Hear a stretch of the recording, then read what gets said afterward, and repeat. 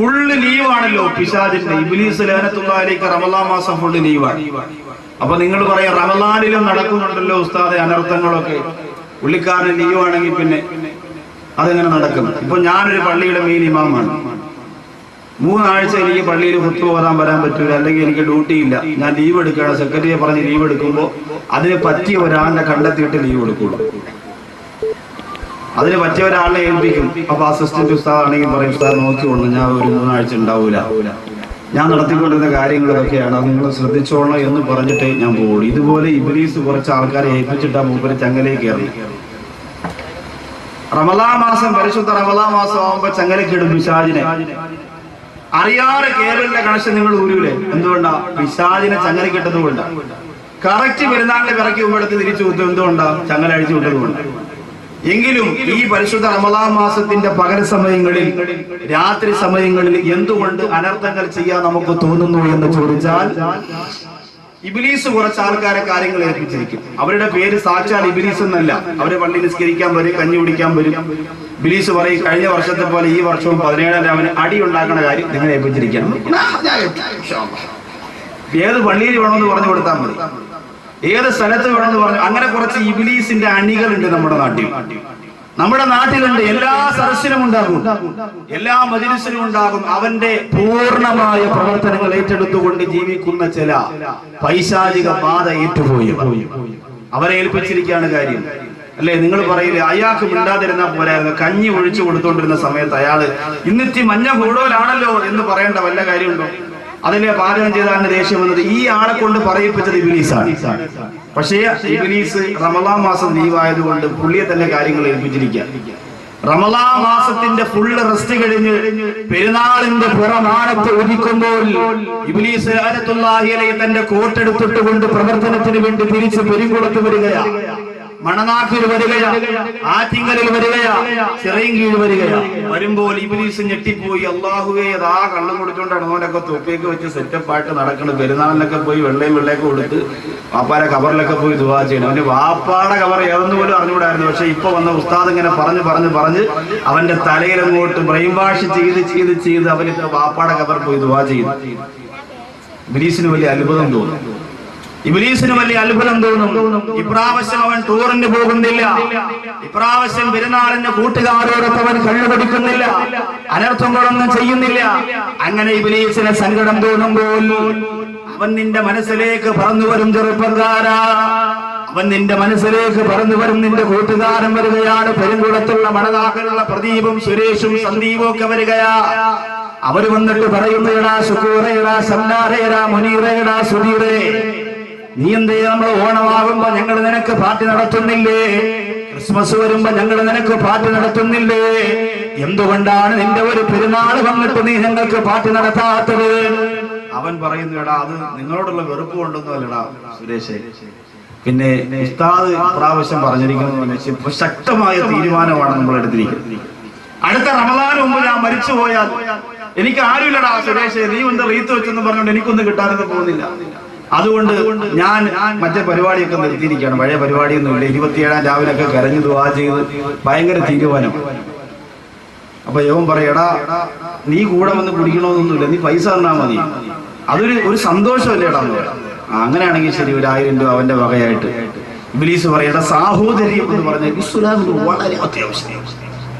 അപ്പോഴേ അവൻ 1000 രൂപ എടുത്തു കൊടുക്കും. സാഹോദര്യം എന്ന് പറയുന്നത് മണനാക്കാലങ്കോടിന്റെ പരിസരത്ത്, ആറ്റിങ്കലിന്റെ പരിസരത്തുള്ള പ്രിയപ്പെട്ട ഹൈന്ദവ ക്രൈസ്തവ സഹോദരങ്ങളോട് പറയുന്നു, നിങ്ങൾ മഹാഭാരതത്തിലൂടെ ബൈബിളിലൂടെ എത്ര വലിയ സ്നേഹത്തിന്റെയും സാഹോദര്യത്തിന്റെയും കര പറഞ്ഞാലും മുസ്ലിം ചെറുപ്പക്കാര് മറ്റു മതങ്ങളെ സ്നേഹിക്കുന്ന പോലെ മുസ്ലിം മതത്തെ സ്നേഹിക്കാൻ നിങ്ങൾക്കാവില്ല എന്ന് 101% എഴുതി ഒപ്പിട്ട് പറഞ്ഞു തരാൻ ഞാൻ മനസ്സ് വെക്കുകയാണ്. കാരണം എന്തെന്നറിയാം, അത്രത്തോളം വലിയ സ്നേഹമാണ് മുത്തുനബി മുഹമ്മദ് മുസ്തഫ സല്ലല്ലാഹു അലൈഹി വസല്ലം തങ്ങൾ നമ്മെ പഠിപ്പിച്ചിരിക്കുന്നത്. നിങ്ങളെ വെറുക്കാൻ പഠിപ്പിച്ചിട്ടില്ല. ശബരിമലയിൽ പോകുന്ന വാഹനത്തിന്റെ ടയർ കുത്തി കീറാൻ പഠിപ്പിച്ചിട്ടില്ല. പിന്നെ എന്റെ പ്രിയപ്പെട്ട മുസ്ലിം ചെറുപ്പക്കാരോട്, മറ്റു മതസ്ഥരോട് സ്നേഹിക്കാനും അയൽവാസികളെ ഹൈന്ദവരാണെങ്കിൽ ആദരിക്കാനും പഠിപ്പിച്ച മതം വിശുദ്ധ ഇസ്ലാമാണ്. ആ സാഹോദര്യം നിലനിർത്തിക്കൊണ്ട് തന്നെ ഞാൻ പറയുന്നു, കള്ളുകുടിക്കാൻ കാശ് കൊടുത്തിട്ടല്ല ആഘോഷത്തിൽ അവരെ പങ്കു ചേർക്കേണ്ടത്. പക്ഷേ ഇബ്ലീസ് ലഅനത്തുല്ലാഹി നമ്മുടെ മനസ്സിലേക്ക് വന്നു ചേരും.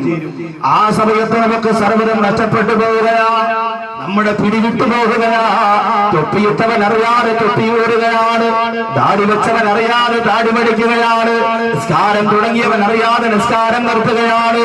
സർവ്വതെമ്മാടി തരത്തിൽ നിന്ന് തൗബ ചെയ്ത് മടങ്ങിയവർ അറിയാതെ ഹറാമിയത്തിലേക്ക് പോകുകയാ. സുബ്ഹാനല്ലാഹ്. ആ റമദാൻ മാസം എത്ര പെട്ടെന്നാ വിട പറഞ്ഞു പോയത്. വല്ലതും ചെയ്യാൻ നമുക്ക് കഴിഞ്ഞിട്ടുണ്ടോ? പെരുങ്കുളത്തുകാരെ, തറാവി എത്ര പെട്ടെന്നാ തീർന്നത്, തഹജ്ജുദ് എത്ര പെട്ടെന്നാ തീർന്നത്, തസ്ബീഹ് എത്ര പെട്ടെന്നാ തീർന്നത്. അല്ലാഹുവിന്റെ പരിശുദ്ധ ഖുർആൻ റമദാൻ മാസത്തിൽ നമ്മുടെ കൈവെള്ളയിലൂടെ എടുത്ത് നിവർത്തി വെച്ചിട്ട് പൊട്ടിക്കരഞ്ഞുകൊണ്ട് പാരായണം ചെയ്ത ദിവസങ്ങൾ എത്രയാണ് എന്റെ പ്രിയപ്പെട്ട മുസ്ലിമേ. അല്ലാഹുവിന്റെ മാർശത്തെ മുറുകെ പിടിച്ചുകൊണ്ട് ഒരൽപ്പം പോലും വ്യതിചലിക്കാതെ ജീവിക്കാനുള്ള പവർ അല്ലാഹു നമുക്ക് തന്നനുഗ്രഹിക്കുമാറാകട്ടെ.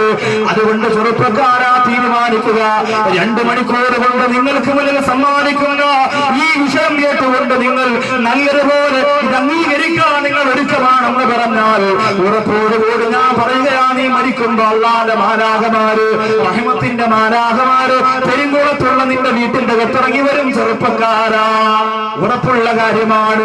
അതുകൊണ്ട് രക്തത്തിളപ്പുള്ള ചെറുപ്പക്കാരാ ഒന്ന് തീരുമാനിക്കുക, രക്ഷപ്പെടണ്ടേ.